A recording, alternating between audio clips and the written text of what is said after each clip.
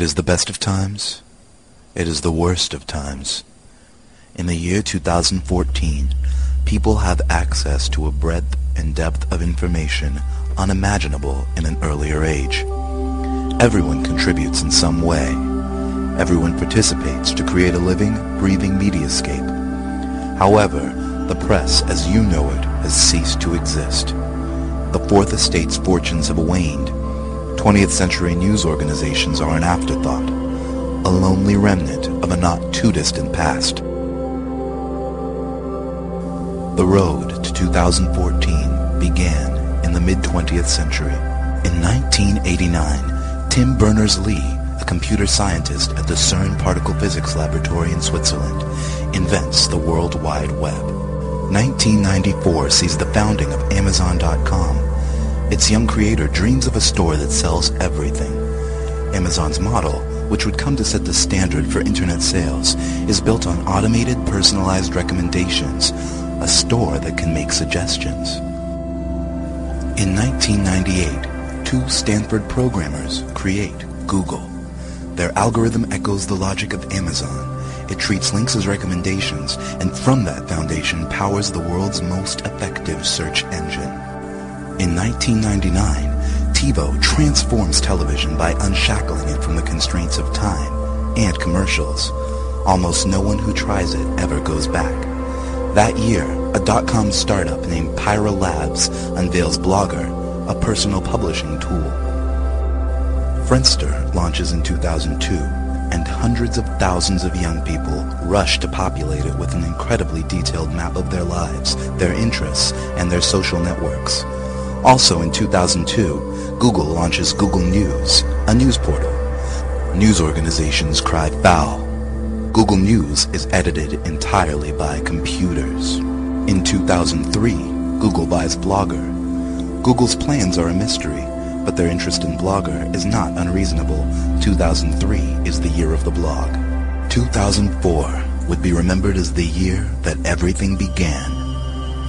Reason Magazine sends subscribers an issue with a satellite photo of their houses on the cover and information custom tailored to each subscriber inside. Sony and Philips unveil the world's first mass-produced electronic paper. Google unveils Gmail with a gigabyte of free space for every user. Microsoft unveils Newsbot, a social news filter. Amazon unveils A9, a search engine built on Google's technology that also incorporates Amazon's trademark recommendations. And then, Google goes public. Awash in new capital, the company makes a major acquisition. Google buys TiVo. 2005. In a response to Google's recent moves, Microsoft buys Friendster. 2006. Google combines all of its services, TiVo, Blogger, Gmail, Google News, and all of its searches into the Google Grid, a universal platform that provides a functionally limitless amount of storage space and bandwidth to store and share media of all kinds, always online, accessible from anywhere. Each user selects her own level of privacy. She can store her content securely on the Google Grid or publish it for all to see. It has never been easier for anyone, everyone, to create as well as consume media. 2007. Microsoft responds to Google's mounting challenge with Newsbotster, a social news network and participatory journalism platform. Newsbotster ranks and sorts news based on what each user's friends and colleagues are reading and viewing, and it allows everyone to comment on what they see. Sony's e-paper is cheaper than real paper this year. It's the medium of choice for Newsbotster. 2008 sees the alliance that will challenge Microsoft's ambitions.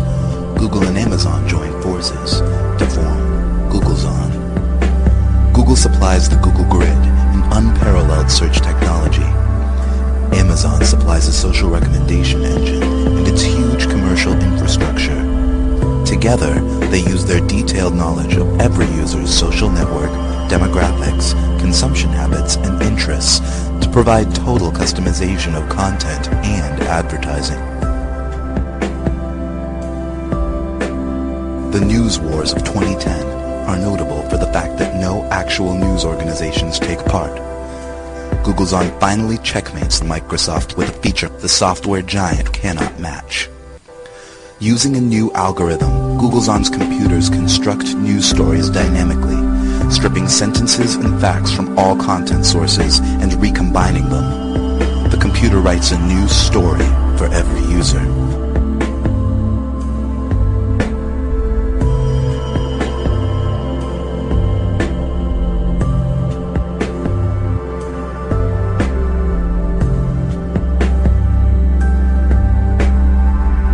In 2011, the slumbering Fourth Estate awakes to make its first and final stand.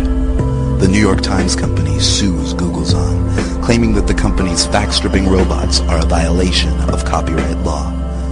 The case goes all the way to the Supreme Court, which, on August 4th, 2011, decides in favor of Googlezon. On Sunday, March 9th, 2014, Googlezon unleashes Epic.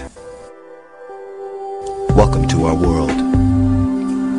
The evolving, personalized information construct is the system by which our sprawling, chaotic mediascape is filtered, ordered, and delivered.